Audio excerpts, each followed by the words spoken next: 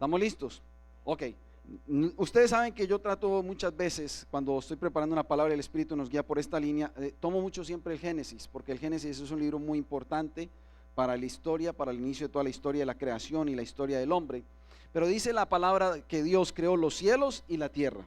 Y en cuanto a la topografía, porque ustedes saben que es topografía, ¿sí o no? El estudio de los diferentes terrenos, eso es la topografía. Entonces, desde el punto de vista, cuando Dios dice en el Génesis que Dios creó los cielos y la tierra, Él habla también acerca de topografía, porque el Dios que creó los cielos y la tierra fue el Dios que creó los valles, los desiertos y los montes. ¿Estamos de acuerdo? Usted se mueve por diferentes lugares y qué lindo cuando vamos a nuestras naciones y usted se encuentra que en nuestra nación el terreno es muy quebrado, es muy variado. Y usted encuentra a veces llanuras, usted encuentra otras veces montañitas altas donde hacen frío, donde usted hace una paradita allí en un estadero para tomarse el chocolate con chorizo, con buñuelo, con pan de bono, con todas esas cositas. Pero usted se da cuenta que el Dios que creó los cielos y la tierra también hizo valles, hizo desiertos y hizo montes. Entonces, en Jerusalén, que no hemos tenido la oportunidad de ir, doy gracias a Dios, por ejemplo, por la hermana Mónica que ha estado allá, que el hermano Oscar, y ese es mi anhelo de poder conocer a la Tierra Santa. Pero allí en Jerusalén hay un monte, la hermana también ha ido, ¿no? La hermana Bill, no. Y en Jerusalén hay un monte que en arameo se llama el Gólgota, ¿sí o no? Es que la razón de que hoy estemos y vamos a estudiar esta palabra es por lo que sucedió allí. Por eso arrancamos con la primera parte de la predicación. La primera parte de la predicación del mensaje, porque ya una secuencia, es que hablamos acerca del cumplimiento de la profecía, ¿sí o no? El cumplimiento de lo anunciado, vimos lo de Isaías 53. Pero cuando ya estamos en este momento a esta otra parte de la palabra, tenemos que referirnos que lo que sucedió, que lo que profetizó Isaías se desarrolló mayormente en Jerusalén, pero también en un lugar que era un lugar alto, era un monte. No puedo decirle cuál es la altura, por lo que sé que hay dos versiones, pero ese monte que es alto en arameo se llama el Gólgota y también se llama en latín el Calvario. Entonces usted lo escucha que a veces dicen el monte Gólgota o el monte el Calvario, ¿estamos de acuerdo? Pero es un monte. Topográficamente hablando, nosotros sabemos que este monte, que es pequeño en realidad, no se puede comparar, por ejemplo, con el Everest que está en el Himalaya, o no se puede comparar con el pico más alto que está en los Andes. ¿Estamos de acuerdo? Cuando usted estudia eso, el Everest es un monte altísimo comparado al monte del Calvario en Jerusalén. Pero desde el punto de vista espiritual, lo que es el desarrollo espiritual de este monte se convirtió en el lugar más alto en toda la historia. Desde el punto de vista espiritual, este monte vino a ser el más importante en este momento en la historia desde que Cristo subió a ese lugar. ¿Estamos de acuerdo? ¿Por qué lo vamos a desarrollar por esa forma? Y es porque en ese monte fue clavado, fue crucificado el autor de la vida. Entonces, antes el Gólgota, por historia, tal vez era un lugar donde se llevaban, de acuerdo a la historia de los romanos, se llevaban a los que habían cometido delitos que eran dignos de muerte y los crucificaban en ese lugar. Porque por historia usted también lo sabe y tiene que estudiarlo, de que no solamente Jesucristo fue el que se crucificó ahí, ni fue el primero, sino que esa era una práctica de los romanos. Era la crucifixión, era una práctica de los romanos.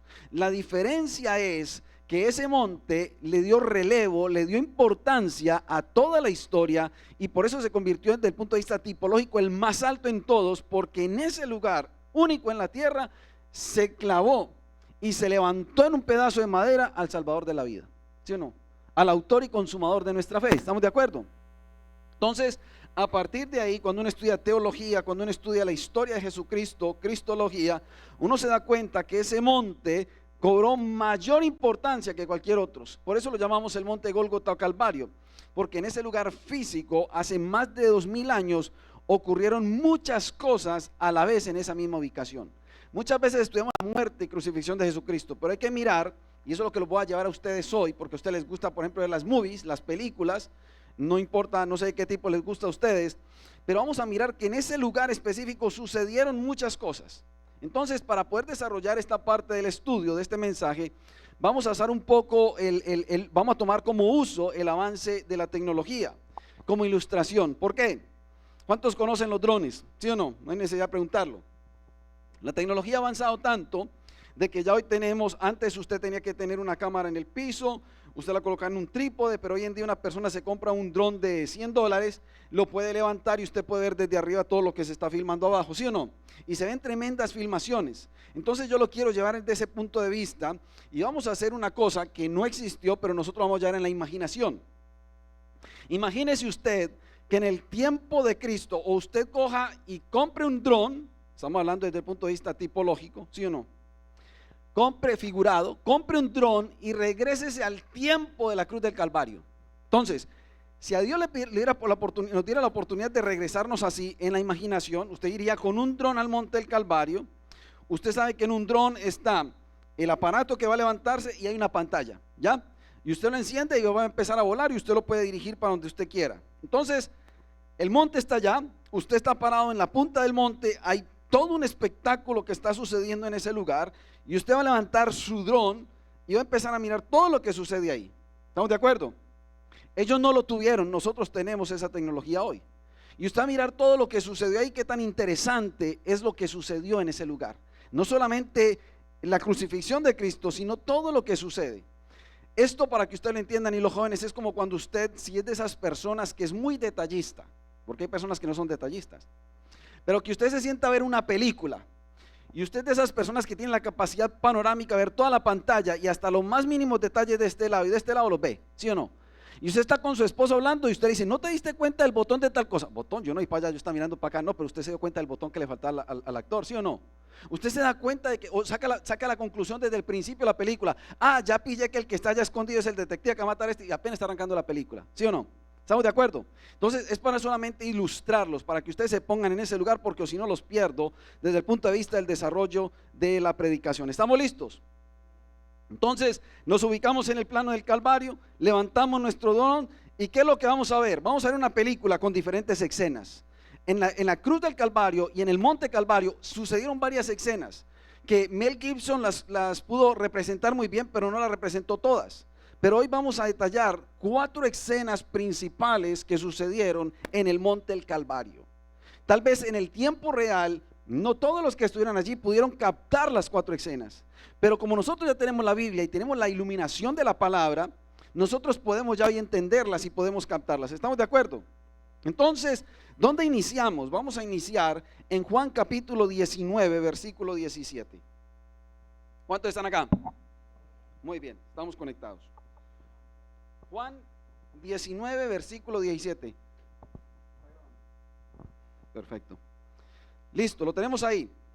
Versículo cortico, pero ahí es donde arranca la historia nuestra en esta noche para la segunda porción. Mire lo que dice Juan 19, 17. ¿Lo tenemos? Ok, entonces ya no puedo esperar más ni preguntar más. Dice la Biblia, y llevando su cruz, salió al lugar que se dice de la calavera y en hebreo el Gólgota. ¿Estamos de acuerdo? Entonces dice la Biblia, y no podemos ir hacia atrás porque ya en años anteriores hemos estudiado lo que es la parte de la pasión de Cristo, pero nosotros nos paramos en el momento en que dice el Evangelio de Juan que Jesucristo cargó su cruz y le dijeron que saliera hacia un lugar que ya se sabía cuál era, el monte del Gólgota o el Calvario, porque era donde lo llevaban los presos o los que estaban dignos de muerte o reos para muerte. Entonces cuando uno mira eso para poder anexar conocimiento, porque aquí estudiamos la palabra, yo no he ido a Jerusalén, pero tengo que ir a los históricos y a los geográficos, se dice que este monte se le atribuye 2 ubicaciones. Hay personas que tal vez tienen su postura, pero los historiadores dicen que el lugar posible de la crucifixión del Señor en Jerusalén hay 2 lugares diferentes. ¿Cómo es eso? Porque no hemos ido, ¿ya? Pero se dice que hay un lugar donde dijeron, aquí es donde estuvo crucificado Jesucristo, y después dicen que aquí hay otro lugar donde estuvo crucificado Jesucristo. El primer lugar se dice que se dio a la tarea de investigarlo y que supuestamente lo encontró una señora que era Helena, que era la mamá de Constantino. En el tiempo de Constantino dice que Helena se dio a la tarea de investigar dónde era el monte donde había sido crucificado Jesucristo, porque recuerden que lo que es el catolicismo arranca desde el tiempo de Constantino, ¿estamos de acuerdo? Entonces la mamá de él, que se llamaba Helena, dice que ella encontró el lugar y a partir de ahí ese lugar lo conocen como la Basílica del Santo Sepulcro. Y muchos de los católicos piensan que ese es el lugar y dicen, en la Basílica del Santo Sepulcro es donde está el lugar donde fue crucificado Jesucristo. Pero hay una segunda postura. La segunda postura se habla por allá de los años 1882 y es de que un hombre investigador que se llamó Charles Gordon dice que él encontró y ubicó el lugar donde fue crucificado Jesucristo, en ese monte, y por eso aún le llaman el monte de Gordon. Al día de hoy usted busca por YouTube. La diferencia es que este monte, desde el punto de vista geográfico, el lugar de Jesucristo, donde se ve una calavera, que se ve la forma de la calavera, está cerca de una estación de buses. Entonces ellos en Jerusalén lo tienen ya ubicado. Dice que ahí está una parte y está también la otra parte, que es la de la Basílica del Santo Sepulcro. Lo que dicen los historiadores es de que en realidad se inclinan más a que el lugar donde se acerca más a la veracidad del lugar y de los hechos del monte de la crucifixión de Cristo fue el que en realidad detalló Charles Gordon, que es el monte de la calavera, o el Gólgota, que está cerca de esa estación de buses. Cuando usted va por el YouTube, usted se da cuenta que hay una estación de buses de la ciudad, hay una barrera y ahí arribita se ve la calavera. De hecho, lo que dicen los historiadores es que ya hoy la calavera antes estaba mucho mejor formada, pero la parte del tabique de la nariz se despedazó porque hubo un temblor en el 2015 y un pedazo de ella se desprendió, pero siguen todavía ellos mostrando ese lugar. Ahora, a nosotros no nos interesa desde el punto de vista de la veracidad de la palabra si fue el que encontró a Elena o si fue el de Charles Gordon. A nosotros lo que interesa es que en ese lugar Jesucristo venció en la cruz del Calvario. ¿Estamos de acuerdo? El resto para nosotros es irrelevante, porque la tierra pasarán, pero su palabra se cumplió y Jesucristo venció la muerte. ¿Estamos de acuerdo? Así que allí está el Señor siendo crucificado y es donde nos vamos a ubicar. Y lo levantan alto en esa cruz e inmediatamente se anexa una primera escena, y es la que tiene a dos vecinos crucificados. Entonces, ahorita se vamos a ubicar ya. La primera escena es que Jesucristo, que es el autor, Jesucristo es el protagonista, sube al monte con la cruz. Allí ustedes conocen toda la historia que ya le hemos relatado. Jesucristo es clavado. Dice que sus manos y sus pies horadados, que es la palabra como se dice. Él termina con una corona de espinas, le ponen el nombre arriba y lo ponen en alto en esa cruz, y allí está Jesucristo crucificado. Esa es la primera escena donde él aparece. Es grotesca porque sabemos que la palabra lo detalla, cómo fue que él fue lacerado, le dieron látigos y todo lo que usted y yo conocemos. Llegó casi que desgastado al monte, porque recuerden que un momento él cae y está Sirene, le ayuda a llevar un poco la cruz, pero ustedes saben que llega literalmente en la parte física, que queda agotado. ¿Estamos de acuerdo? Entonces están viendo una escena bien difícil, pero cuando ya él está levantado allí, usted se da cuenta que en esa escena, cuando lo levantan, el dron nuestro está mirando que al lado de él lo colocan en medio de dos ladrones. Entonces se cumple lo que decía Isaías y lo que dijo y que estudiamos antes, que él fue puesto en medio de malhechores, que él fue puesto y llevado al sepulcro en medio de ladrones, de personas que en realidad habían cometido un error, que eran dignos de muerte, pero que Jesucristo estaba en el medio. Se tiene que uno ir a estudiar, porque hay historiadores que dicen que ese día no solamente estos dos ladrones y Jesús fueron crucificados. Se dice que para ese tiempo se aprovechaban a hacer la sentencia de varias personas. Pero lo que se llama la atención es por qué a Jesucristo lo colocan en medio de esos ladrones, y la Biblia lo detalla. ¿Sí o no? Jesucristo lo colocan en medio de los ladrones. Lo hubieran puesto por allá en el fondo porque no lo querían, porque no lo consideraban el rey de los judíos, pero era porque estaba cumpliendo la palabra profética que había dicho Isaías 53. ¿Estamos de acuerdo acá? Entonces, mire lo que dice Isaías 53:9. Vaya conmigo, por favor. No vayan conmigo porque ya lo leímos. Y Isaías 53:9 en la parte A dice: y se dispuso con los impíos su sepultura. Entonces, cada vez que usted estudie la Biblia, cada vez que usted estudie la vida de Cristo y vea que tiene un cumplimiento profético, es porque cada acción que vivieron en la Biblia, que se detalló en la Biblia, era para que se cumpliese una palabra. Porque Dios no hace nada al azar, Dios no hace nada aleatorio, Dios todo lo hace para que encaje perfecto. Entonces la respuesta es: ¿por qué lo pusieron en medio de ladrones? Es porque en realidad se tenía que cumplir Isaías 53. Jesucristo es el centro, y lo hemos cantado aquí muchas veces, ¿sí o no? Jesucristo es el que lleva la preeminencia, Jesucristo es el autor, Jesucristo es el protagonista de la película. Pero para poder que se cumpla y que él hubiera puesto su cuerpo al lado de estos dos ladrones, es para que se cumpliera Isaías 53:9. ¿Qué me llama la atención de esta primera parte? De que Dios no deja ningún detalle suelto, ¿sí o no? Ahora, como necesitamos aplicarlo para nuestra vida, aprenda algo: todo lo que nos sucede que esté en el plan eterno de Dios se va a dar. Por eso es que los cristianos podemos hacer muchas veces preguntas que por error las hacemos. Dios, ¿por qué me pasa esto a mí? Y Dios dice: pero ¿acaso yo no fui el que hice el plan? ¿Acaso no fui yo el que escribí todo lo que iba a suceder en tu vida de principio a fin? ¿Estamos de acuerdo? de lo que sucede conforme a la voluntad de Dios, porque hay cosas que nosotros por cabezones nos metemos nosotros mismos, ¿sí o no? Y ahí es donde Dios nos saca de esos momentos por misericordia. Pero estoy hablando de planes de Dios. Yo aquí lo prediqué un par de años atrás, acerca del mapa espiritual, porque es verdad, y yo lo sigo creyendo y lo voy a tener que volver a predicar porque ese día no quedó claro y la predicación no salió, pero es que nosotros tenemos un mapa espiritual. Usted vino a esta nación por un mapa espiritual de Dios. Usted está en este lugar porque Dios lo planeó que hoy estuviera usted en este lugar, en esta congregación. Dios lo trajo de su nación. Y usted a veces no piensa, pero usted dice, ¿cómo yo vine de Colombia? ¿Cómo yo vine de Ecuador, de Salvador, de cualquier nación? Y yo dije, fue por el plan de Dios. Yo no tengo otra respuesta. Yo estoy en Estados Unidos por el plan de Dios. Y yo fui llevado con mi esposa y mis hijas a Canadá por el plan de Dios. Yo estoy pastoreando hoy por la purita gracia del Señor, porque si a mí me preguntasen en el año 1996, yo estaba puro bailándome el mundial. Y lejos estaba de pensar que yo iba a ser pastor. Lejos. No estaba en mi mente, porque yo hasta denigraba a los pastores. Yo decía, qué pesar, como lo hemos predicado aquí ahorita, los aleluyas ya van para la iglesia con ese libro en la mano. Qué pesar, como los tienen lavados el cerebro, las hermanitas con el pelo largo, qué tristeza. Yo hablaba de ellos como hizo Saulo, yo perseguía a la iglesia. Y hoy estoy predicando el evangelio. Entonces uno entiende que está en el plan de Dios. ¿Estamos de acuerdo? Por eso es que todo esto que estamos viendo y todo lo que sucedió, que hoy se está recordando en toda la tierra, es porque Dios hizo que cada cosa se cumpliese completamente. Entonces la primera escena que nosotros vemos es a Jesucristo en medio de ladrones, en una muerte difícil que él está pasando, que está viviendo procesos duros, y ahí es donde nosotros tenemos que situarnos. La segunda escena habla acerca de la crueldad y la ingratitud. Y aquí vamos a empezar a desarrollar por qué es que se dieron todas estas cosas. Escuche, Jesús no fue solamente a la cruz y entregó su vida. Mientras el proceso en que Jesús estuvo en el monte del Calvario y en su vida ministerial, experimentó varias escenas. Y dentro de ellas, él vivió y experimentó la crueldad y la ingratitud. ¿Por qué la crueldad? Porque los romanos en su práctica se ensañaron en Jesús. Mire, no hubo muerte, ni habrá muerte más cruel que la que experimentó Jesucristo en la cruz del Calvario. No la hay.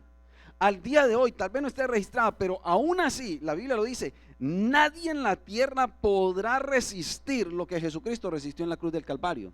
Estaban tan ensañados los romanos, que usted lo en Mel Gibson lo detalla también, que ellos mismos quedaban exhaustos, dándole duro a Jesús.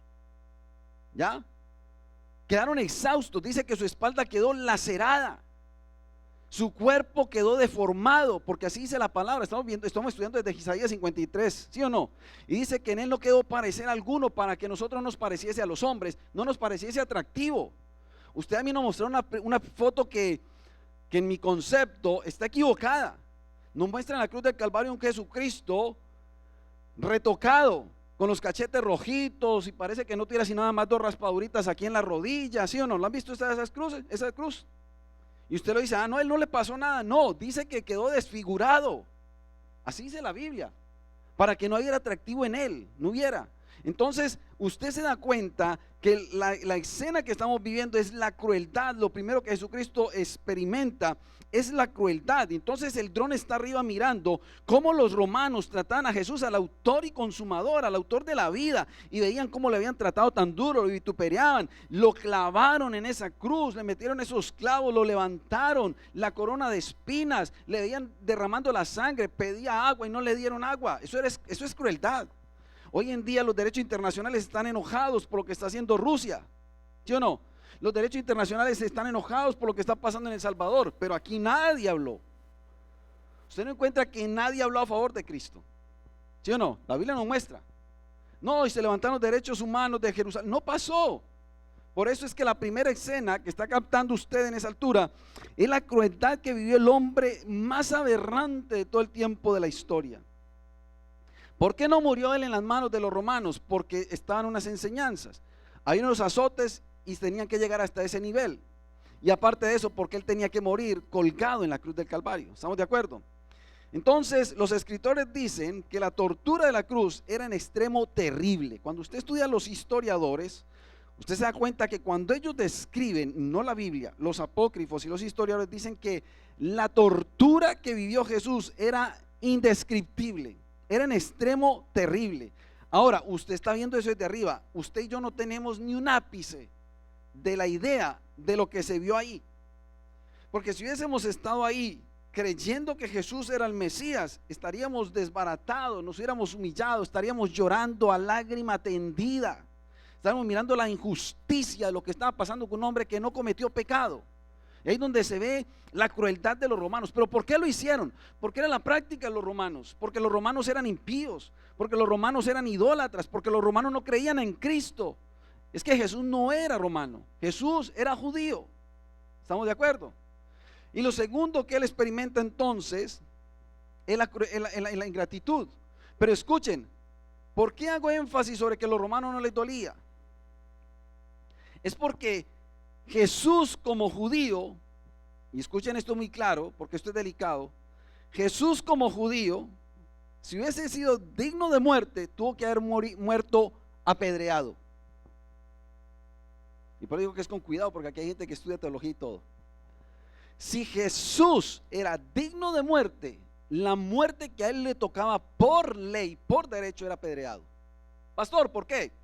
Porque es que Jesús fue llevado por mentiras a la cruz para que cumpliera la palabra, ¿sí o no? Porque todo fue mentiras.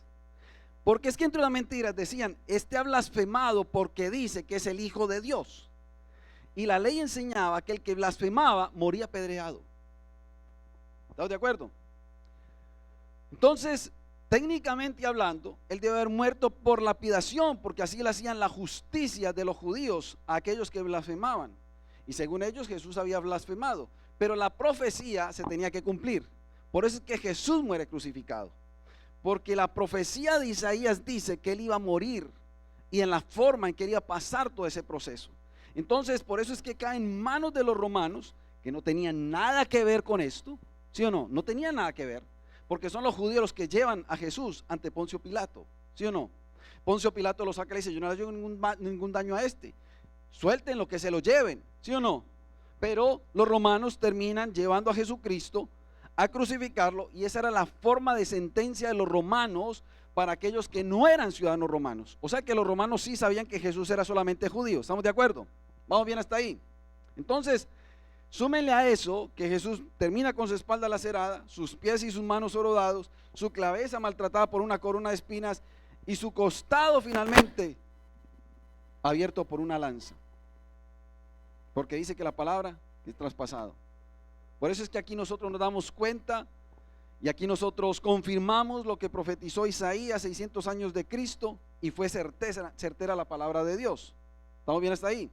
Entonces, miramos la crueldad de los romanos, y esa es la primera escena que se experimenta en la cruz del Calvario. Pero también hay una evidencia de una escena de ingratitud. La de los romanos no nos compete a nosotros, pero la de ingratitud sí nos compete a nosotros. ¿Sí o no? La ingratitud sí nos compete a nosotros. ¿Por qué? Porque es que cuando usted está mirando con su dron arriba y usted contempla lo que está sucediendo en el Calvario, nos puede llenar una pregunta de asombro, de inquietud. Escuchen que el dron está arriba, usted está mirando, ¿hay crueldad? Pues claro, es que ellos son impíos, son paganos, es la práctica de los romanos. Se deleitaban dando azotes, colocaban soldados fuertes para azotar, porque ellos descargaban su adrenalina sobre las personas que azotaban. Eran personas gruesas, toscas los soldados romanos.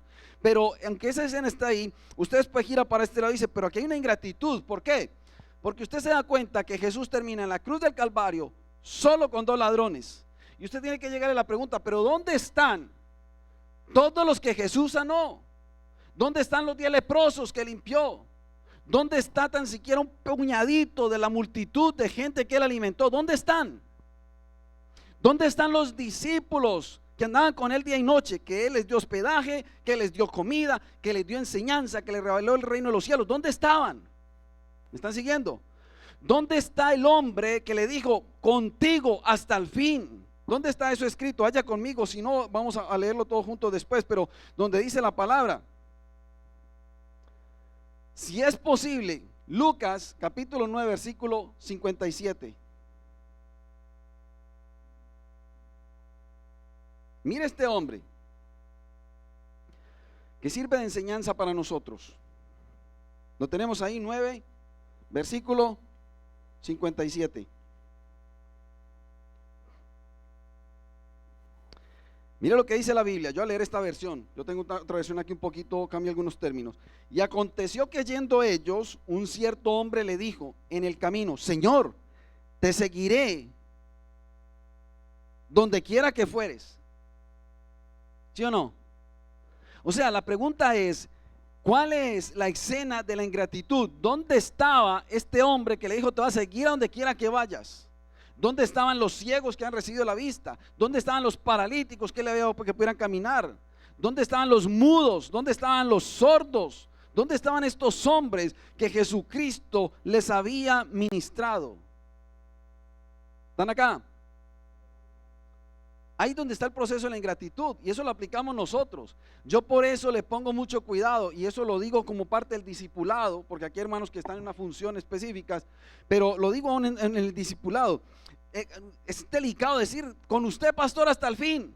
Hermanos, esto tiene desgaste, esto tiene pruebas, esto tiene dificultades, esto tiene guerra espiritual. Mi esposa y yo ayer que íbamos en el carro hablamos de este tema. Hay hermanos que se meten con todo y se le levanta el diablo a atacarlos, ¿sí o no? ¿Por qué? Porque Él se quiere poner a alguien que se le va a entregar de corazón al servicio al Señor. Él no va a estar contento que usted y yo le dedicamos completamente. Nosotros sabemos de lo que estamos hablando en nuestro poco recorrido pastoral, ministerial. Cuando usted dice que va a servir a Cristo, esté seguro que el camino no va a ser con un carruaje de rosas. Esto va a ser difícil. Va a pasar momentos duros y en el camino usted se encuentra que dice, pastor, con usted hasta el final. Y tristemente, porque yo también lo hice. Cuando usted mira para atrás y dice, ¿y dónde está el que dijo que conmigo irá hasta el final? ¿Dónde están? Eso es lo que pasó con Jesús. Dijo, pero ¿dónde está ese muchacho que dijo que contigo te seguirá hasta donde quiera que vayas? ¿Dónde están los discípulos del Señor? ¿Saben cuántos discípulos, de acuerdo a lo que registra la palabra, estaban en el monte del Calvario ese día? 1. Juan. ¿Sí o no? Literalmente hablando estaba Juan. Estoy hablando de los hombres, ¿ya? Porque esto es sacerdocio, los discípulos de los 12. Obviamente que habían más personas, está la madre. ¿Saben por qué sucede esto? Es porque la humanidad es ingrata. ¿Sí o no? La humanidad es ingrata. En el Calvario estaba el que sanaba todas las enfermedades. En el Calvario estaba el que echaba fuera el demonio, los espíritus inmundos. En el Calvario está el que tenía el poder de volver la vida, como lo hizo aún con todos aquellos que les dio salvación por medio de la predicación del reino de los cielos, como lo hizo con Lázaro, que lo sacó al cuarto día. Ahí estaba el autor de todas las cosas. Y en ese momento tan difícil, cuando el dron gira para un lado, dice, aquí están los que en realidad son crueles, los romanos, pero vamos a mirar qué está pasando con los que son de él, con los que lo siguen a él, y encuentran que eso casi está vacío. Y el que está manejando el dron dice, pero ¿y dónde están todos los que él le ayudaba? ¿Dónde están los que él alimentó? Y ahí es donde uno se puede dar cuenta, pero es que aquí hay una escena de crueldad, pero aquí hay una escena en realidad de personas que usted se da cuenta que son ingratas. Y en la vida en Cristo muchas veces encontramos esa ingratitud. El Señor me sana y no vuelvo a la iglesia. Pero cuando estaba enfermo no faltaba ningún servicio. Estaba enfermo y no faltaba doblar rodillas todos los días. Pero cuando recibí la sanidad me fui de pesca. Porque estamos en Florida, ¿sí o no? Cuando tenía hambre y cuando me faltaba el trabajo, Señor, dame aunque sea un trabajito de VIP, dame un trabajito de CEO. Le dan el trabajo, le ponen la plata y se olvidan del Señor. ¿Me están siguiendo? La humanidad es ingrata porque pagamos con desprecio y lealtad los actos de bondad y de amor que recibimos de Dios. Porque lo que hizo Jesús, siendo 100% hombre y 100% Dios, eran actos de bondad y de amor que recibíamos de parte de Dios. Todo lo hacía por amor. Pero en el momento más triste, el momento más duro, no encuentra gente en el cual se pueda apoyar. ¿No le ha pasado a usted también eso? En el momento que usted está pasando un momento más difícil, tal vez está pasando un momento oscuro, usted mira al lado y no tiene a nadie. Y lo voy a compartir en esta noche porque lo he dicho antes y hoy es pertinente para lo que voy a decir. En mi caminar he aprendido como pastor que el mejor amigo que yo tengo es el Espíritu Santo. Porque yo estoy acá sirviéndole hoy y no me quiero ir y estoy contento en Florida. Mi esposa y yo estamos agradados en este estado, estamos contentos con la congregación que el Señor ha puesto a servirles a ustedes. Pero yo he aprendido que donde yo quiera que vaya, el primer amigo que yo tengo que tener se llama el Espíritu Santo. Porque yo cambio de nación y yo tengo el amigo, a Jaime Parra, que es mi amigo en Canadá, y tengo también a otro que está en otra ciudad. Pues yo no tengo muchos amigos, pero allá dejé tal vez conocidos, hermanos en la fe, dejé ministros, consiervos, que ni siquiera ya los llamo, porque estoy ocupado en otras cosas. A usted le pasó, usted tenía compañeros, tenía vecinos en su ciudad, en su pueblo, y no volvió a llamar. ¿Me están siguiendo? Pero no hay nadie mejor que el amigo Espíritu Santo. ¿Estamos de acuerdo? Ese nunca nos va a dejar. ¿Me están siguiendo? Entonces, esto es como una enseñanza en el discipulado. Donde quiera que usted y yo vayamos, no se preocupe en buscar tener amigos. Es necesario, es bueno, pero no todo nos sucede. Preocúpese que el mejor amigo suyo sea el Espíritu Santo, porque en el momento más oscuro Él va a estar ahí. En el momento más difícil Él le va a ministrar a usted. Pero aún Jesucristo, siendo el Hijo de Dios, si Jesucristo le hubiese placido, que no está escrito, decir, ¿y dónde están el resto? No estaban. Y es que eso pasó antes. Sanó a 10 leprosos y solo vino uno. Y le dice, ¿y dónde está el resto? ¿Saben qué era eso? Un acto de ingratitud. Que Dios nos guarde de ser ingratos. Porque cada vez que yo caer en ese acto de ingratitud delante del Señor, porque yo lo puedo ser ingrato a los hombres y lo voy a fallar a los hombres, pero ante Dios tengo que acordarme de dónde me sacó para yo seguir siendo agradecido. El motor más grande para servir al cristianismo es recordar de dónde Dios te sacó. Cuando yo no tenga fuerzas y me ha pasado, si algo el Espíritu Santo me recuerda es de dónde Dios me sacó para seguirle sirviendo. Y yo le he dicho muchas veces, y mi esposa lo sabe, si yo no hubiese sido, y lo creo, y no es que aquí está un valiente, pero yo lo creo, yo le he dicho, si yo no hubiese sido alcanzado por el Evangelio de Cristo, yo estaría muerto. Porque no fue una ocasión que me salvé varias veces, o Dios me guardó de la muerte. Y yo estoy seguro de eso, y cuando lleguen momentos difíciles yo digo, yo sé de dónde Dios me sacó para poderle seguir sirviendo. ¿Estamos acá? Entonces eso es gratitud, cosa que no experimentó ni se vio en la escena de esa parte que se estaba filmando en la cruz del Calvario. ¿Por qué? Porque nosotros sabemos que los humanos pagamos con desprecio y lealtad los actos de bondad de los demás. ¿Estamos de acuerdo? Líderes, hermanos que sirven, si hay algo importante es la lealtad a Cristo. Si hay algo importante es la fidelidad a Cristo. Y cuando usted ya camina con un equipo, si algo usted espera como pastor de un equipo es que se vea lealtad, que se vea fidelidad primero a Dios y después al equipo. ¿Cuántos están acá? Una persona que lidere, y lo digo yo que no debería decirlo porque sé que a veces es bueno que le diga a otro pastor para que no vayan a pensar que hay una ínfula de altivez, pero el que está liderando, si algo espera es que haya lealtad. Yo no estoy hablando de esas cosas de ojos cerrados, sino lealtad y fidelidad, porque sabemos que si todos avanzamos y somos bendecidos. La lealtad y la fidelidad de un líder es que cuando falla en el equipo alguien, yo soy el responsable. ¿Sí o no? Si las cosas funcionan, gloria a Dios, porque Dios las hizo, pero si no, hay alguien que tiene que estar responsable. ¿Dónde falló esto? En el huerto del Edén, cuando el mismo Adán le echa la culpa, no solo a Dios, sino a Eva, porque dice, la mujer que me diste. Y eso nos enseñan a nosotros los sacerdotes. Si en mi casa falta algo, si en mi casa cometen un error que no lo permita mi esposa por alguna razón, yo soy el que tengo que dar la cara y decir, yo fallé. Porque yo soy el que soy de la casa para dar las cuentas. ¿Cuántos dicen amén? Yo no puedo decir a mi esposa, arregle usted el problema, mire, no, sáquenla, expulsen la disciplina. No, yo soy el responsable de mi casa. ¿Estamos de acuerdo? Entonces, en esa escena usted se da cuenta que se mezclaron dos cosas. ¿Cuáles son? Ingratitud y crueldad. Ingratitud y crueldad. Esas son las dos escenas, las dos cosas que vieron en la primera escena. Aunque sabemos que los discípulos y la forma en que obraron es que ya estaba profetizado. Yo tengo que hacer esa salvedad. Porque estaba solo Juan con la madre de Jesús y con las otras mujeres. Porque es que ya estaba profetizado. ¿Por qué estaba profetizado? Recuerden lo que dice Mateo capítulo 26 versículo 31. Mateo 26, 31 rápidamente, así si buscamos la Biblia no nos dormimos. Mateo 26 versículo 31.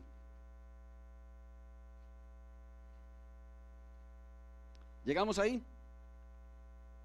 26. Es que Jesús ya lo había profetizado. ¿Saben por qué? Porque Jesús lo conoce todo. Y en el momento antes de ser entregado, Jesús sabía lo que iba a pasar con los discípulos. Mire lo que dice Mateo 26, versículo 31. Entonces Jesús les dijo, todos vosotros, ¿cuántos? Todos vosotros os escandalizaréis de mí esta noche, porque escrito está, heriré al pastor y las ovejas, ¿qué va a pasar con ellas? Del rebaño serán dispersadas. Y eso se cumplió en el monte del Calvario. Hirieron al pastor, lo prendieron y las ovejas se dispersaron. Pedro fue el primero de los que salió también corriendo junto con el resto. ¿Estamos de acuerdo?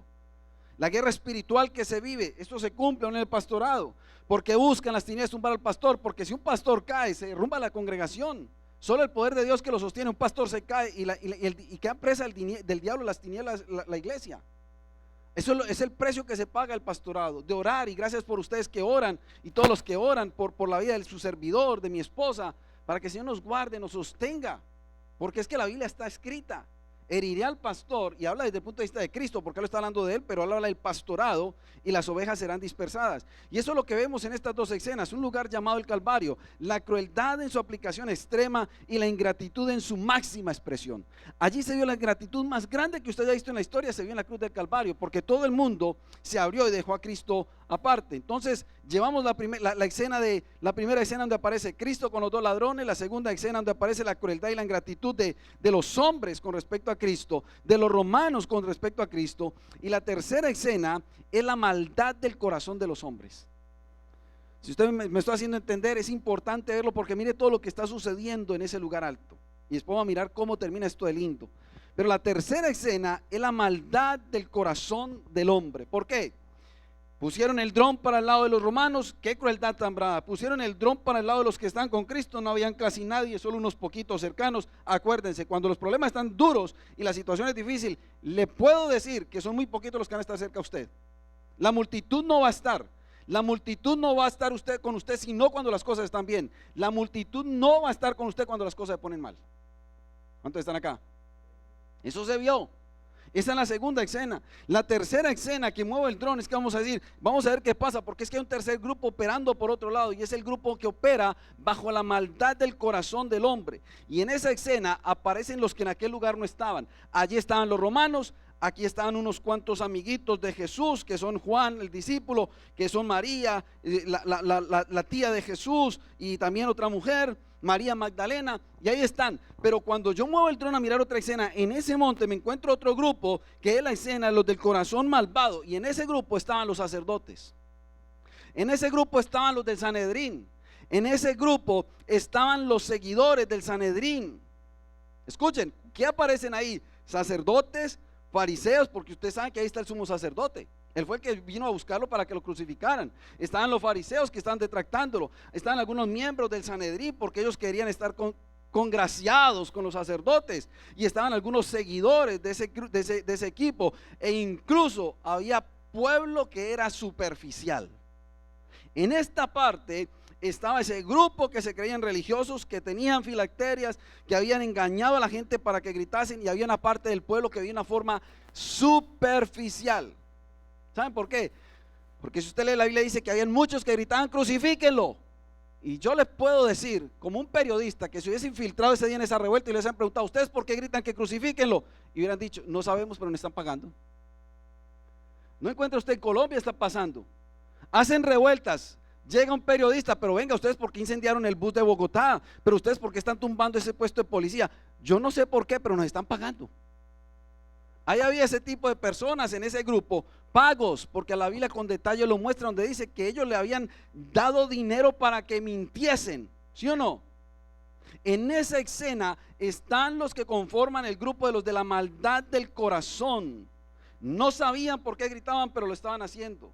Todos ellos hicieron lo posible para que Jesús fuera llevado a la cruz.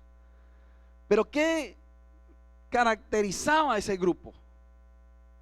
Ese grupo lo caracterizaba la envidia, el odio, el fanatismo, la ceguera espiritual. Fueron los elementos que, albergados en los corazones de estos hombres, los manejaron para que buscaran y pidieran concretar la ejecución de Cristo. Mire todo lo que se está viendo ahí. Hay que leer los evangelios, hay que leer todo el proceso de la crucifixión. Pero si usted se pone en el lugar físico hace más de 2000 años, puede haber sucedido que el que estaba en este grupo no se enteró lo que estaba pasando allá, lo vio solamente por encima. Pero aquí se estaba fraguando algo cuando aquellos ya lo habían hecho, lo habían crucificado.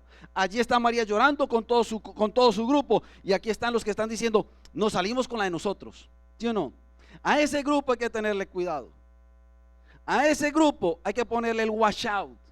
A ese grupo hay que ponerlo en cuidado de que nosotros no vamos ni a caer en ese grupo, ni que nos vayan a cambiar el propósito con el cual Dios nos llamó.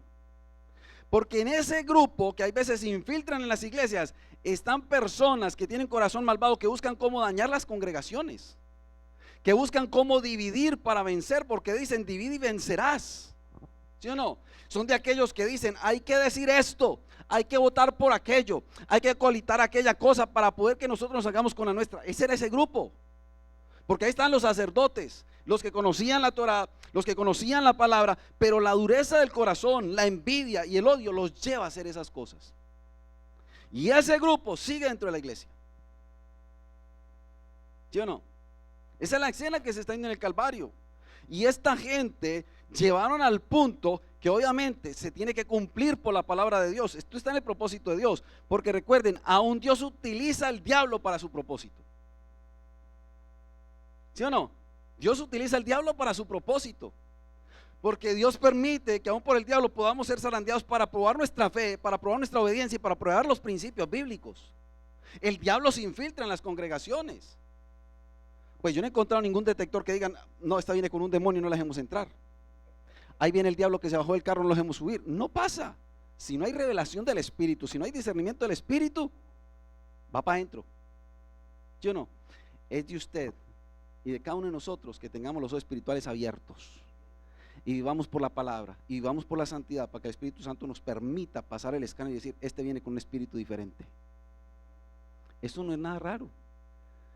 Es que en las congregaciones hay personas que entran con un espíritu diferente. ¿Sí o no? El espíritu jezabélico se mete a una iglesia con un espíritu diferente. ¿Dónde están acá? Entonces, ese grupo es el grupo que nosotros llamamos de la escena de la maldad del corazón del hombre. Y quiero decirles que no murió en la cruz del Calvario, no terminó ahí en la cruz del Calvario, en el monte, en el Gólgota, sino que sigue siendo efectivo en este tiempo, porque la maldad del corazón del hombre sigue funcionando para hacerle daño a la iglesia donde quiera que se mueva. ¿Cuántos están acá?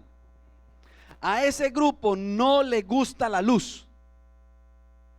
A ese grupo no le gusta la luz. Ese grupo les gustan las tinieblas. Escuchen, a ese grupo, y suena duro y suena raro porque está diciendo, pastor, pero usted está hablando del grupo donde están los del Sanedrín, usted está hablando de los que estaba el sumo sacerdote y hay que tener cuidado. Sí, yo tengo cuidado con la reverencia que hay que tener para una persona que Dios puso en una función, pero no por sus acciones. En ese grupo no les gusta la luz, porque mire lo que dice la palabra en Juan 3:19. Vamos juntos a Juan 3:19, por favor.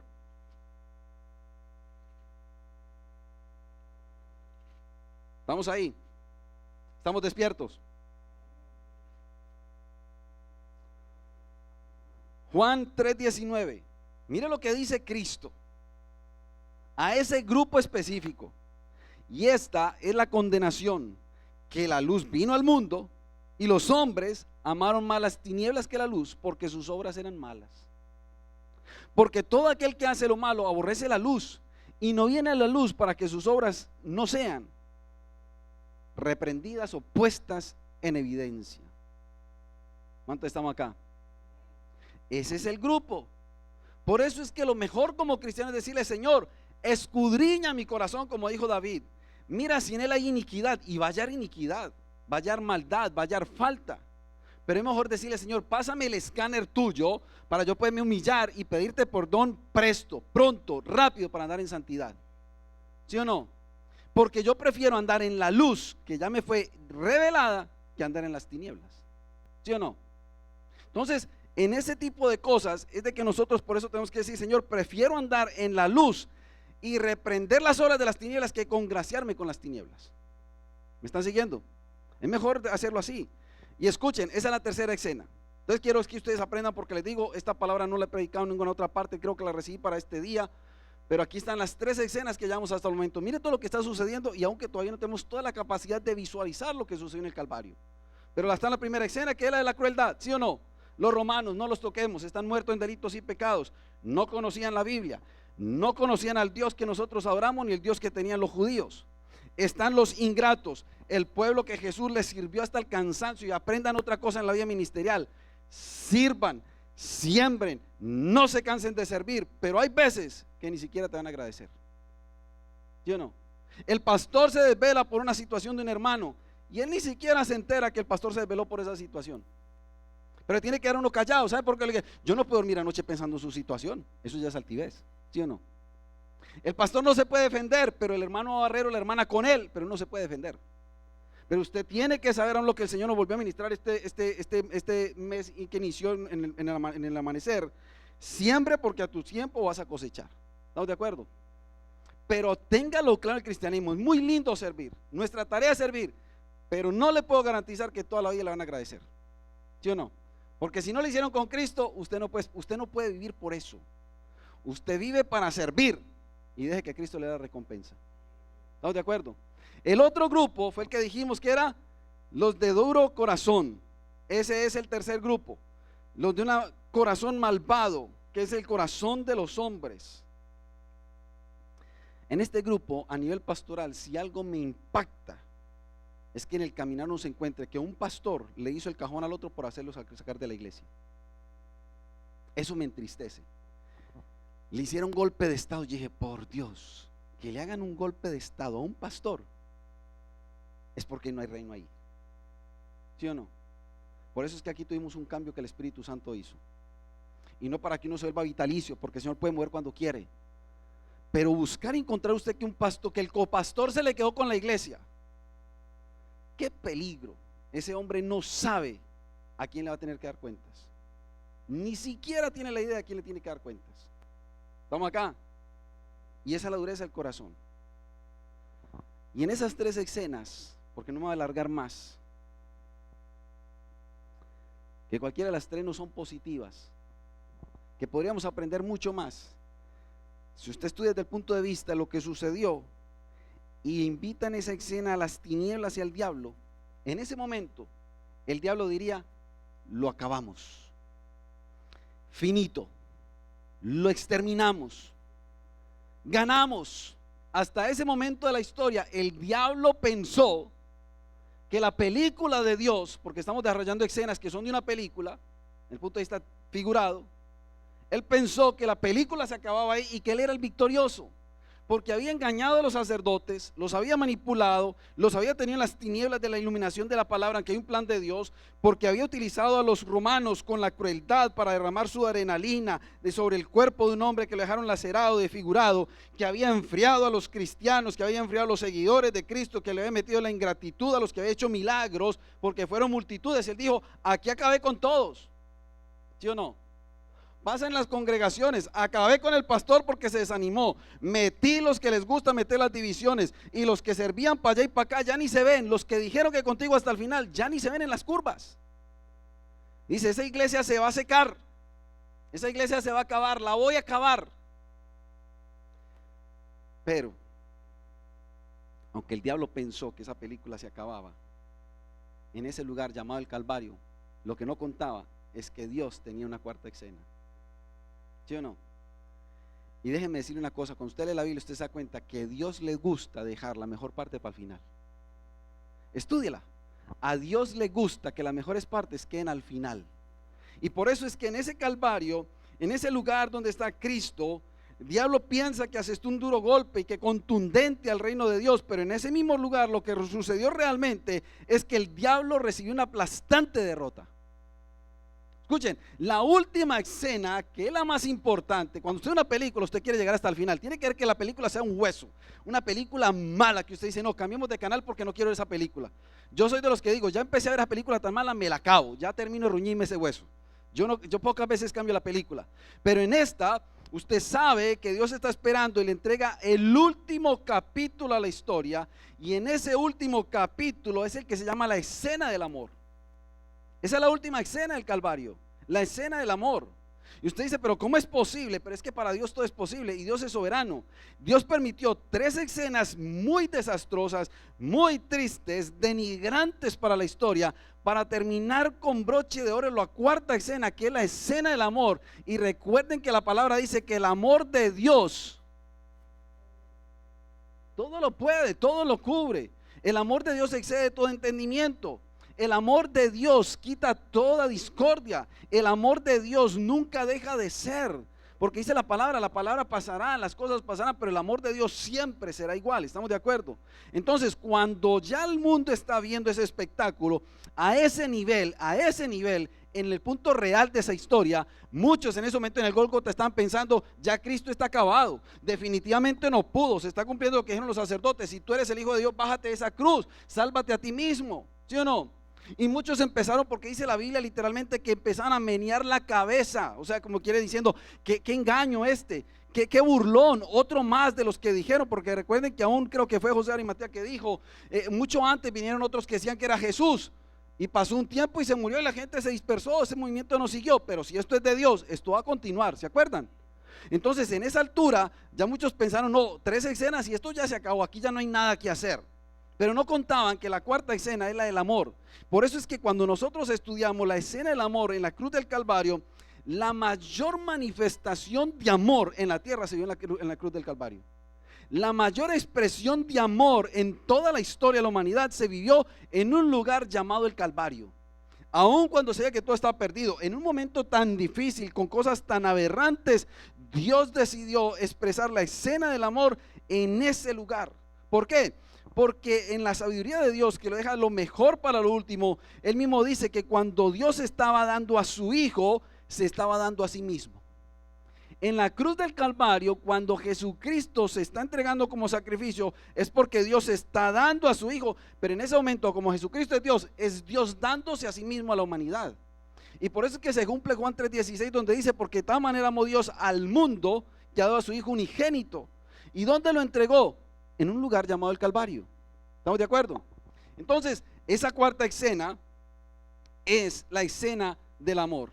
Cristo murió en la cruz por amor a los hombres pecadores. Mire lo que dice Romanos 5:8. Mas Dios muestra su amor para con nosotros en que siendo aún pecadores, Cristo murió por nosotros. ¿Sí o no? ¿Sabe qué es lo más lindo? Miren, me viene ahorita en el espíritu y no me puedo extender mucho porque aún ustedes se van a dormir. Dios permitió a Job ser zarandeado, ¿sí o no? Dios permitió a hombres y mujeres de la Biblia pasar por procesos. Y a usted y a mí no estamos exentos para poder permitir ser zarandeados. Porque aún en el tiempo de la gracia, que ya está Cristo en la tierra, obviamente, que le dice, Pedro, el diablo ha pedido tu alma para zarandearte, pero yo voy a rogar al Padre. ¿Sí o no? ¿Me están siguiendo? Aún en esos momentos, cuando usted y yo vimos que estamos siendo zarandeados, Dios sigue siendo Dios y Él nos está mirando y dice, lo están zarandeando, tal vez Él lo propició, tal vez yo lo estoy permitiendo porque es un propósito, pero aunque Él esté zarandeado, no va a tener que sucumbir, porque Él tiene que recordar que la última escena la pongo yo. Y la última escena mía es la escena del amor, ¿sí o no? Cuando usted es zarandeado o zarandeada, sepa que la última escena la entrega siempre Dios y la de Él siempre es buena. ¿Por qué? Porque aunque nosotros tuviésemos que pasar por pruebas y tengamos que entregar estos cuerpos, aún la última escena que vamos a experimentar está en la presencia de Dios y esa es la mejor. ¿Cuántos dicen amén? Esa es la mejor escena. Por eso es que esto se tipifica, es porque Él está hablando de la humanidad. La cuarta escena la pongo yo. ¿Quién es el que pone la cuarta escena? La pone Dios. Y por eso es que Él mismo dice, yo la dejo de último para que sepan que lo que estoy haciendo ahí, a pesar de que es tan aberrante, es para que ustedes aprendan que aunque el diablo piense que los va a derrotar, que el diablo piense que va a conquistar, el final siempre tiene que ser feliz. Escuchen, el final para un cristiano siempre tiene que ser feliz. Solo la hermana Brenda y yo, y la hermana Vilma. El final de un cristiano siempre tiene que ser feliz. ¿Cuántos dicen amén? Ahora vamos a estudiar un poquito de cristología, que yo sé que es un tema que a mí me gusta mucho estudiar la palabra de Dios haciéndole pregunta al Espíritu Santo, porque es la forma en que o se ilumina o yo aprendo. ¿Estamos de acuerdo? Y entonces, cuando usted estudia todos esos temas, usted y yo sabemos que Cristo fue hasta la muerte. Pero escuchen, Cristo tenía todo el poder de bajarse de la cruz del Calvario, ¿no? Tenía el poder. Es más, Él rogó al Padre y por eso está en la transfiguración y por eso mismo dice, Padre, si es posible, pasa de mí esta copa, pero aunque no se haga mi voluntad sino la tuya. Pero Él tenía el poder de bajarse de la cruz.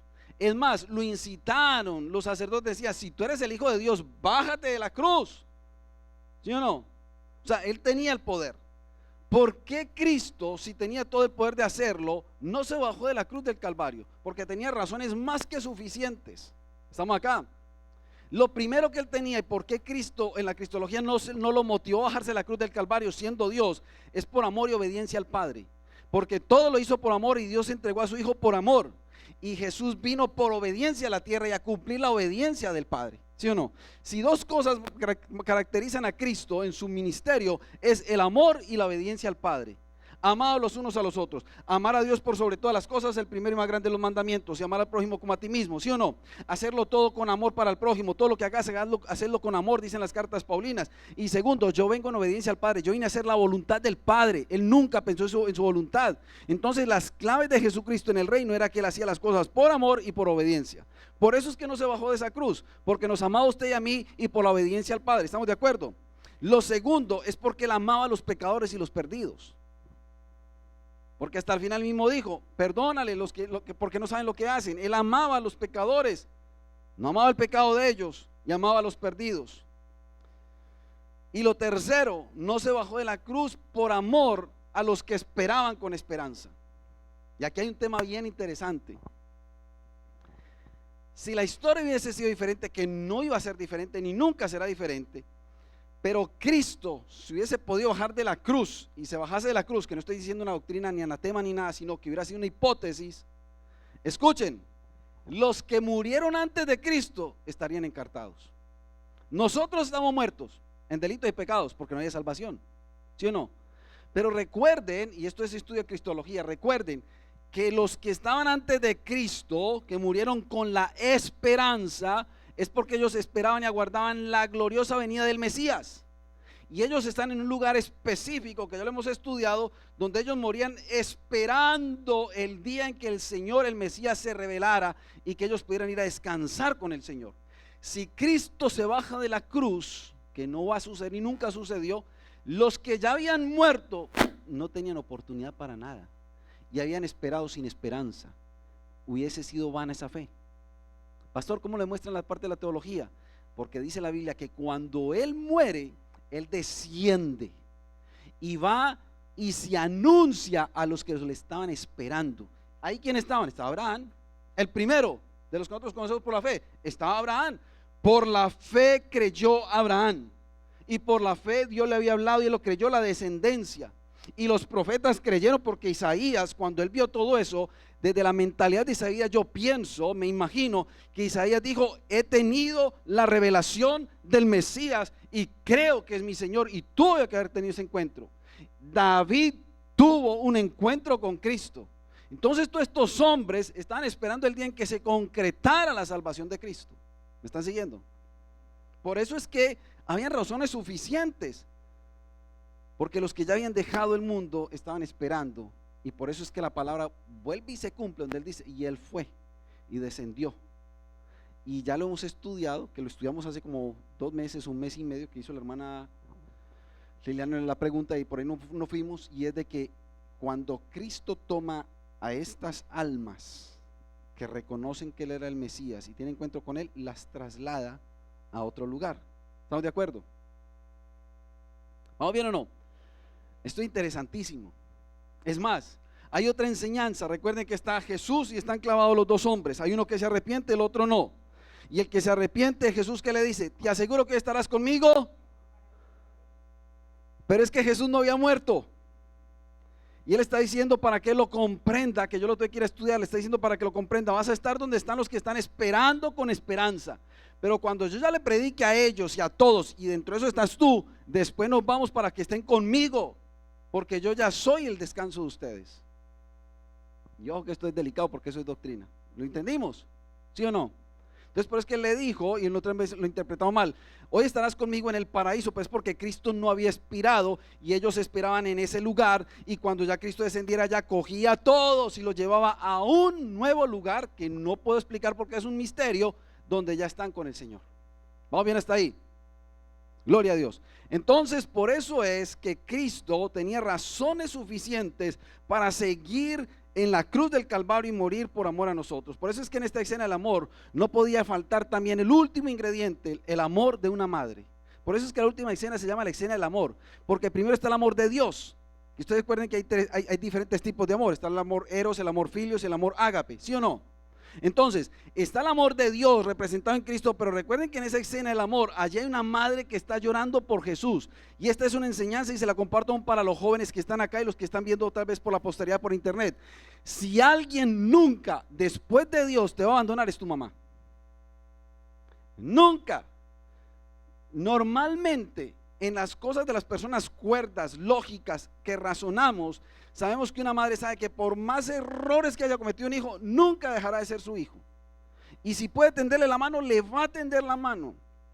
Y María no tenía puestos, María no tenía funciones, María no tenía autoridad, pero María, la madre de Jesús, estaba allí. Y dice la Biblia que estaba con su hermana, o sea, la tía de Jesús. ¿Están acá?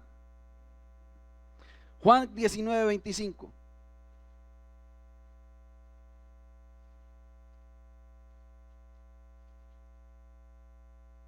Estamos ahí, Juan 19:25. Y estamos hablando de la cuarta escena, la escena del amor, que es la más gloriosa, la más preciosa. Está el amor de Dios allí, está Jesús en la cruz del Calvario, pero está también la escena del amor, de un amor de madre. Y dice la Biblia en el versículo 25, y estaban junto a la cruz de Jesús su madre, la primera que mencionan. Y después, y la hermana de su madre, ¿quién es qué? La tía. ¿Sí o no? Porque es la hermana de su madre, o sea, la tía de Jesús. ¿Vamos bien o no? ¿O me estoy equivocando? ¿Cierto que es así? Y estaba María, mujer de Cleofás, y María Magdalena. Y sabe que lo tremendo, que la Biblia, inspirada por el poder del Espíritu Santo, después del amor de Dios, allí en la cruz, muestra el amor filial, el del Padre, que en este caso es la madre, y dice, y lo más importante es que cerca a Jesús estaban las mujeres. Oiga, nombra primero mujeres antes que los hombres cuando él había llamado a los 12, ¿sí o no? Mire qué tremendo. Y aparte de eso, la mayoría de la gente que está del grupo de Jesús son mujeres. Por eso yo creo que Dios tiene un trato maravilloso con las mujeres, un don especial con las mujeres. Las mujeres dan una milla extra, perdónenme los hombres, pero tengo que hablar con la verdad que siempre me ponen en el púlpito. Las mujeres dan esa milla extra, trasnochan por sus hijos, se desvelan por sus hijos, se quitan sus cosas por dárselas a sus hijos. ¿Cuántos están acá? Y dice, y ahí estaban, y lo primero que ven, las mujeres. Pero mire lo lindo, y dice, y estaban junto a la cruz de Jesús su madre. Hermano, yo honro la vida de mi madre, aunque ya no está con nosotros, pero sé una cosa, siempre una madre es incondicional. La madre con usted va a llorar, la madre con usted va a reír, la madre le va a tender la mano. Por eso es que aquí hay una enseñanza grande. En esa escena no podía quedar por fuera de que el dron estuviera filmando esa escena de amor tan maravillosa. Esa mujer está llorando, tuvo a ese niño, su desde pequeño, que era especial, que era diferente en cuanto al propósito de Dios, porque dice que María guardaba esas cosas en su corazón, las meditaba, y ahí estaba ella soportando ese momento tan difícil. Es que una cosa es que murió ya, pero él, el sufrimiento de Cristo a María le tuvo que haber costado mucho. Ella sabía que era la voluntad de Dios, porque decía, Señor, hágase con tu sierva conforme a tu voluntad. Pero estaba viendo a su hijo en la forma en que estaba muriendo y ella sabía que era inocente. Pero allí está ella, y qué lindo cuando está la tía. Yo al menos tengo una tía que la quedé con nosotros por internet a toda hora. Después de mi mamá, esa tía incondicional. El Señor alcanzó, bendito sea Dios, en el tiempo de la pandemia hace 2 años. Pero son tías que están ahí. Qué lindo esas mujeres. Nos ministran las mujeres, honremos las mujeres. Y aparte de eso aparece esta mujer, María, mujer de Cleofás, y María Magdalena. ¿Cuántos están ahí siguiendo esa palabra? Y ahí termina esa escena tan linda, la escena del Calvario, que es la escena cuarta del amor, que aún en esta última parte, que es la parte de la afinidad de sangre de Jesús con su familia. Mire lo que dice el versículo 26. Cuando vio Jesús a su madre, es que Jesús está colgado, Jesús está arriba, casi que está ya desgastado, está deshidratado, la sangre se le ha salido de su cuerpo, pero cuando él mira allí a su madre, en esos últimos, digamos, minutos, ese espacio de tiempo, cuando Jesús vio a su madre y al discípulo a quien él amaba, por eso digo, Juan era el único que estaba ahí, que está narrando la Biblia.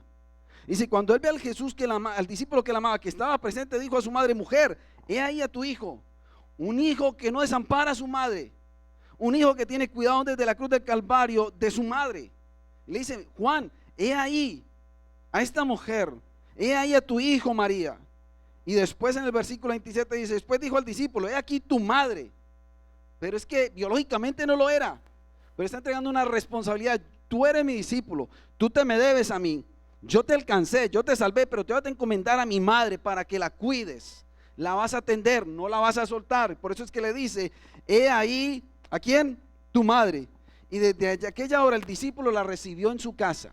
Y yo todavía quiero estudiar, pero ¿cómo es posible que Jesús le está diciendo a un discípulo que no eran relación sanguínea, toma a mi madre para que sea tu madre y me la vas a cuidar completica, no le puede faltar nada, ni las tortillas, la vas a cuidar? Digo, pero si Jesús tenía otros hermanos, ¿qué pasó ahí? Que es que hasta ese momento de la historia, los hermanastros de Jesús, ¿por qué digo hermanastros? Porque es que Jesús no era hijo de José, era de la genealogía y la descendencia, pero no era en sangre. En cambio, los hijos de María y José sí eran hijos completos, ¿ya? Entonces por eso es que cuando él ve eso, él sabe que sus hermanastros, o llamarlos por esa forma, no eran todavía creyentes, pero María era creyente. Los hermanos no creían todavía en Jesús como el Mesías. Entonces él se asegura de saber, Juan tomó de las mismas aguas, yo lo discipulé, recibió salvación, ama lo que estamos haciendo, y mi madre ha creído que yo soy también el Salvador, que yo soy el Mesías, siendo aparte de ser parte en su hijo. Y le digo, Juan, toma a mi madre, porque estos incrédulos no sé qué van a hacer. La historia cambia en el momento de la ascensión, porque después de en adelante los hermanos de Jesús, o al menos uno o dos, conocieron y reconocieron a Jesucristo como Señor y Salvador. Y de ahí la historia cambia, pero hasta ese momento Juan es el que coge a María como bajo su cuidado. ¿No les parece qué tan linda esa historia? Qué tan lindo todo lo que sucede ahí. ¿Están ahí conmigo entonces? En la cruz, allí levantado en el Gólgota, sucedieron cosas para terminar. El pecado y Satanás, la muerte y el infierno, el mundo y la carne son los enemigos poderosos, aférrimos enemigos de Dios y de Jesús, y él los venció en la cruz del Calvario. Así termina la historia. La historia termina en que la cuarta escena es la mayor expresión de amor que se ha visto en toda la historia del recorrido del ser humano, expresado en el monte del Calvario, y allí la carne y los enemigos son vencidos por Jesucristo. El diablo, Satanás y la muerte del infierno fueron vencidos por Cristo. Esa es la bendición que nosotros tenemos. Y saqué algunas notas para terminar. Solo el amor es la fuerza que puede llevar al hombre a realizar los actos de heroísmo más sublimes. Escuchen, solo el amor hace que nosotros desarrollemos actos de heroísmo sublimes. Y usted los encuentra. Una madre es capaz de dar la vida por su hijo si es necesario. Es un acto sublime, es un acto de heroísmo. Se cuenta la historia que en una de las naciones nuestras se dio un terremoto muy grande. Y en el momento del terremoto hay una mujer que tenía a su hijo recién nacido. Todo se está desbaratando.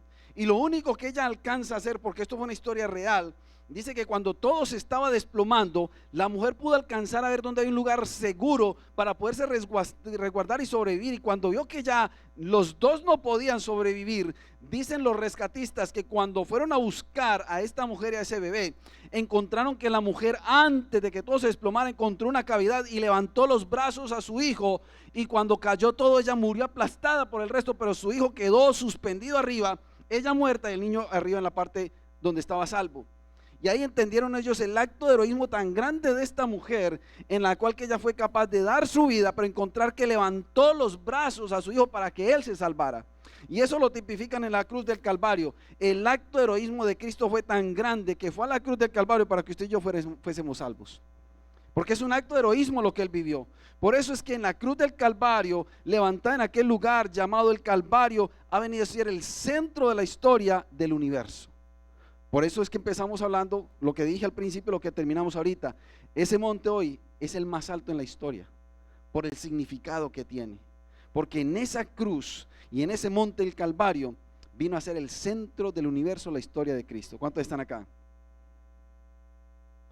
Tomé otras notas donde uno reflexiona, y para aquellos que pronto nunca han recibido entregado su vida a Cristo, todos los hombres, queramos o no, ocupamos un lugar frente a la cruz. Ahí es donde termina la historia. Porque recuerden, la tumba quedó vacía.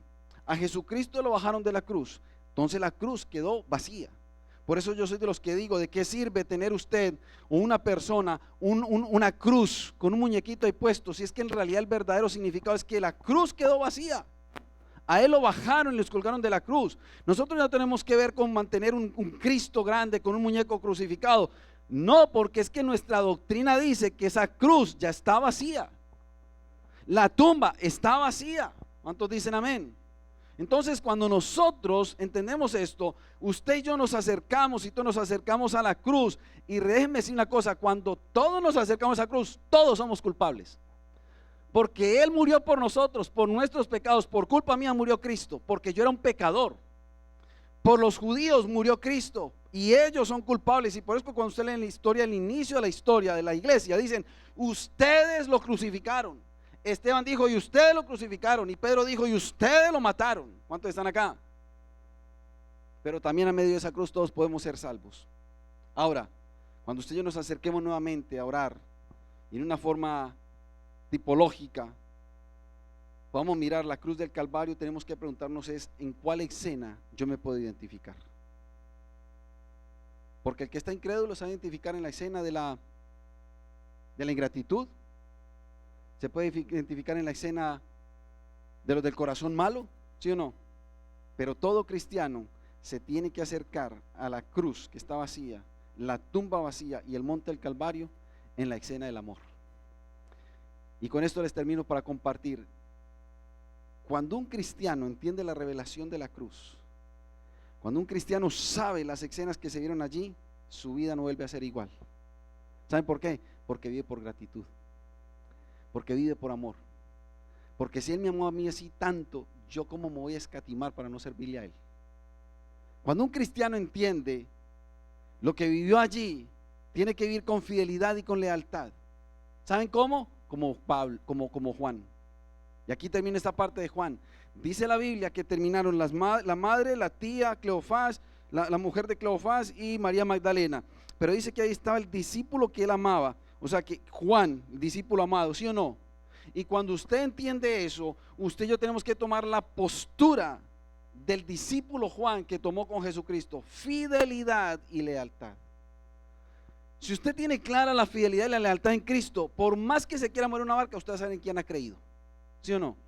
Usted no va a negar el evangelio porque usted sabe en quién ha creído. El verdadero fiel y el verdadero leal del evangelio es aquel que aún en los momentos difíciles sigue estando ahí diciendo: Él es Cristo, Él es el Mesías, Él es el Salvador. Porque ahí estaba Juan. Dice que todos salieron corriendo, pero Juan terminó ahí. La pregunta que a usted le queda en el tintero es: ¿por qué Juan terminó ahí? Si Pedro era el que supuestamente iba a quedar con toda la dirección, ¿sí o no? ¿Por qué Juan terminó ahí? Respóndanme, ¿por qué Juan terminó ahí?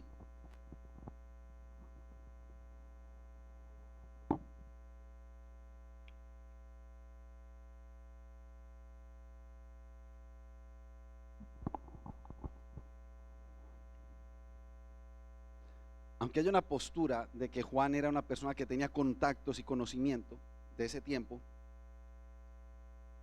es porque Juan tuvo que haber tenido claro que si era necesario ir hasta la cruz, él iba a morir por causa de Cristo. ¿Por qué? Porque Pedro lo niega 3 veces y en el momento en que está en el patio y lo niega, yo no lo conozco, ¿sí o no? Pero Juan, por su fidelidad y lealtad, saquemos de lado de la ecuación que él tenía contactos, es que estaba seguro, por la fidelidad y lealtad a Cristo, si es posible, hasta la muerte yo voy con Jesús. Por eso es que hablo que un discípulo que entiende este mensaje y entiende la escena del amor, toma la postura de Juan de fidelidad y lealtad. Aunque el mundo nos persiga, aunque el mundo se ponga difícil, aunque mi padre y mi madre me dejaren, con todo ello sigo siendo fiel y leal a Jesucristo nuestro Señor. Y les entrego esta última que también aprendí en estos días. Hay que terminar con fe la carrera, con una fe valiente. Porque saben ustedes que muchas veces nos enseñaban que los primeros cristianos empezaron a alcanzar en el nacimiento de la iglesia. Pero miren, aún en el último momento, cuando Cristo expiró, la primera confesión de fe en Cristo se dio en el Calvario. Escuchen, la primera confesión de fe en Cristo se dio justo en el momento en que la tierra tembló porque él expiró. Y está en la Biblia. Mateo 27:54. Mateo 27:54.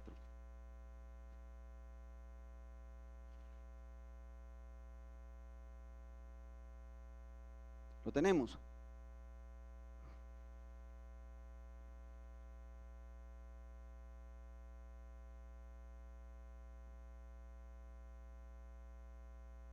¿Lo tenemos? Mire lo que dice la Biblia, vamos a leer todo y dirá que lo vamos a aprender. El centurión y los que estaban con él guardando a Jesús, visto el terremoto y las cosas que habían sido hechas, temieron en gran manera y dijeron: verdaderamente este era el Hijo de Dios. Y dicen que no se puede llamar el Hijo de Dios, es el Señor, ¿sí o no? El Adón. Cuando usted confiesa que este es el Hijo de Dios, que este es el Señor, usted está haciendo una confesión de fe de Cristo. Y dice la Biblia que cuando todo esto termina y todo esto está sucediendo, que justamente usted tiene que ir a mirar el capítulo 27, que es crucifixión y muerte de Jesús, dice que cuando todo termina y está allí un centurión, porque dice, y el centurión y unos que estaban con él. Pero este centurión tenía que tener algo especial, característico. Dicen, y el centurión apenas vio lo que sucedió, tuvo que reconocer que él es Yeshua el Mesías. Él tuvo que, y era un romano, pero él reconoció que era el Hijo de Dios. Y para reconocer que era el Hijo de Dios, tiene que reconocer que es Jesús, tiene que reconocer que es el Salvador, tiene que reconocer que es el deseado de las naciones. Todo lo que usted conoce acerca de la salvación en Cristo Jesús. Por eso es que este hombre en esa confesión, y dicen después los históricos, ¿sabe cómo se llamaba este hombre en los históricos? Vamos a leerlo, yo lo tengo aquí anotado en este momento, en Mateo capítulo 27, que lo estamos leyendo. Este hombre fue el primer gentil que dio testimonio de la fe, y los historiadores y la tradición afirman que el nombre del centurión se llamaba Longino. O sea, esto aparece en los históricos. El centurión se le conoció el nombre, era un hombre que se llamaba Longino, y este hombre fue el primero de los gentiles que dio testimonio de la fe. Y dicen los históricos que cuando este hombre confesó eso y vio eso que había sucedido, se convirtió a Cristo y fue un mártir del evangelio. Vaya ustedes después en internet, Longino, y dicen, y se convirtió, y era el primer gentil, y en ese momento que se convirtió en un seguidor devoto de Cristo, predicó la fe y murió como un mártir. Qué tremendo, ¿no? Que muchas veces nosotros pensamos otras cosas diferentes. Aquí este hombre entendió la expresión de la cuarta escena, porque en la cuarta escena del amor siempre hay oportunidad para los que se quieren arrepentir. Lo recibimos en esta noche. Qué lindo, y no podemos extendernos más ni explayarnos, pero al menos la segunda parte que necesitaba compartirles hoy, el título del mensaje hoy es un lugar llamado el Calvario. Miren todo lo que sucedió en el Calvario y todas las escenas, y creo que todos nos identificamos que la escena más preciosa que debemos de nosotros tener, atesorar, es la escena del amor, donde Cristo nos amó tanto que se entregó en la cruz del Calvario por amor a nosotros.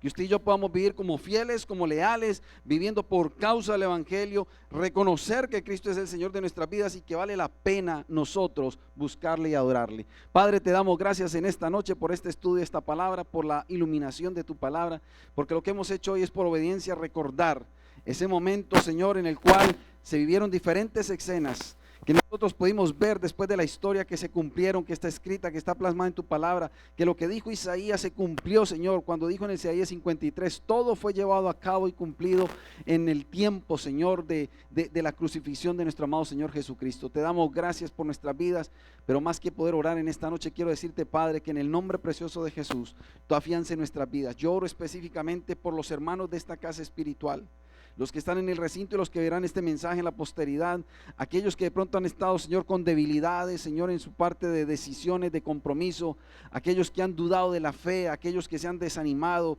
aquellos que han puesto tal vez en duda tu palabra, Dios Todopoderoso, aquellos que han soltado el servicio tuyo, Padre, la función que tú les has entregado, el privilegio, la honra de servirte a ti, oh Dios Todopoderoso. Oro por ellos, oro por los desanimados, oro por los que se están enfriando, oro por los que están tibios, oro por los de aquellos, Señor, que no tienen ese compromiso, esa convicción, que no hay esa lealtad, que no hay esa fidelidad, Señor, que deberíamos de tener para ti, para tu obra, para que tú nos afiances, para que tú nos confirmes, para que el fuego del Espíritu Santo nos vuelva a inundar y que se cumpla tu palabra que está escrita en la Apocalipsis, que volvamos al primer amor, mi Dios Todopoderoso. Oramos en esta noche en el nombre precioso de Jesús para poder reconocer, gracias por recordarnos que el precio que se pagó en la cruz del Calvario no es incalculable, Señor, que nunca podremos pagar tanto regalo, tanto amor, tanta bondad, tanta entrega, Padre, pero que nosotros podamos decir que tengamos, Señor, cada día la decisión de servirte. Quisiéramos decirte muchas más cosas, pero en esta hora solamente queremos decirte gracias por tu plan perfecto.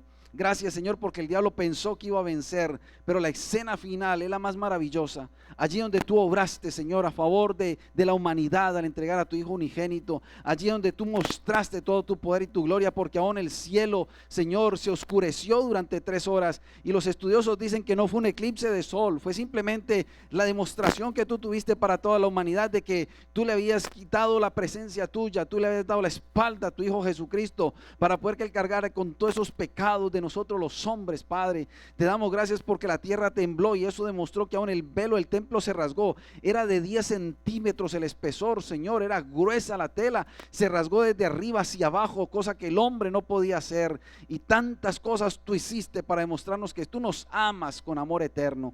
Por eso, Padre, que te podamos, Señor, cada día entregar nuestras vidas como sacrificio santo, como dice tu palabra a través de las cartas paulinas, como olor grato delante de tu presencia, Señor, que podamos ser esos hombres y mujeres entregados. Por eso estamos vigilando en esta noche, Padre, porque esperamos la venida de tu Hijo Jesucristo, porque la guardamos, porque no es para nosotros una fábula, es una realidad que se dará. Si lo de Isaías 53 se cumplió, ¿quiénes somos nosotros para no creer que tú vendrás por tu iglesia? No importa cuál hora de la vigilia, pero tú vendrás por nosotros, amado Jesucristo. Danos fuerzas en el nombre de Jesús. Oro con todo este pueblo, Señor, y la congregación por los hombres, que aunque ahorita lo dijimos de una forma jocosa, lo decimos, Señor, y lo ratificamos, Padre, con temor y reverencia. Levanta a los hombres, afiánzalos, afírmalos, llévalos a conocer tu palabra, llévalos a creer en tu palabra, llévalos a, Señor, a afianzarlos, a escribirles tu palabra en nuestros corazones, que en esta casa nuestros hombres se levanten como sacerdotes. Hemos orado por años y parece repetitivo, Señor, y mecánico, pero nosotros no queremos repetir como las loras, queremos ver la obra tuya, queremos ver el poder tuyo obrando en los hombres de esta casa, Padre amado.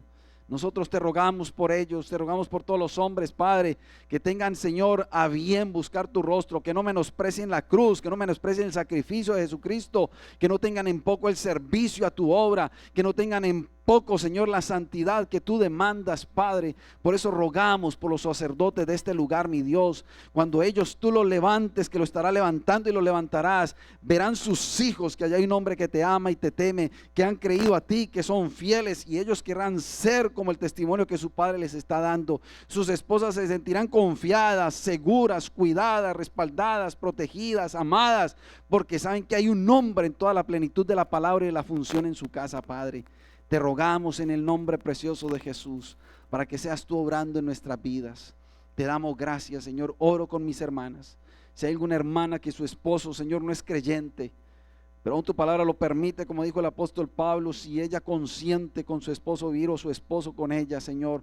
Pero ante todo te rogamos por la salvación de ellos. Te rogamos, Señor, para que tú los alcances. Te rogamos para que el Espíritu Santo los traiga al arrepentimiento. Señor, para ti no hay corazón imposible ni corazón difícil. Yo soy una muestra de ello, Padre. Tú hiciste, Señor, una obra en nuestras vidas. Señor, para ti no hay hombre que no se pueda doblar de rodillas ante ti, que puedan caer delante de ti, Señor, como un niño llorando, recibiendo el regalo de la salvación, que te pidan perdón, que sean transformadas sus vidas, que te entreguen la vida para el servicio, Padre, que sus esposas vean el milagro, Señor, que estaban esperando en la conversión de sus esposos, Padre, que ellas puedan contar el testimonio con gozo de saber la obra que tú has hecho en sus hombres, Padre, en su esposo y en su casa.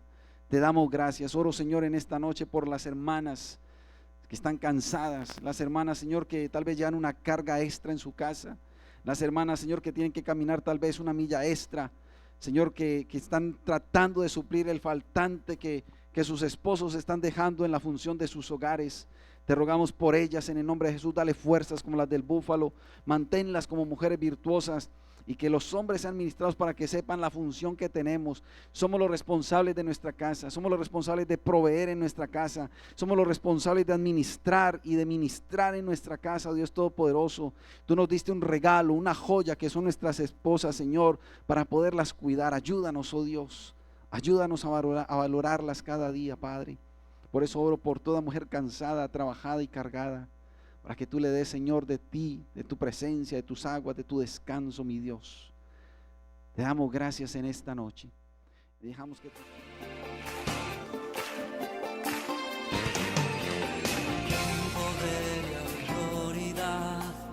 Nuestro Dios venció a la muerte sobre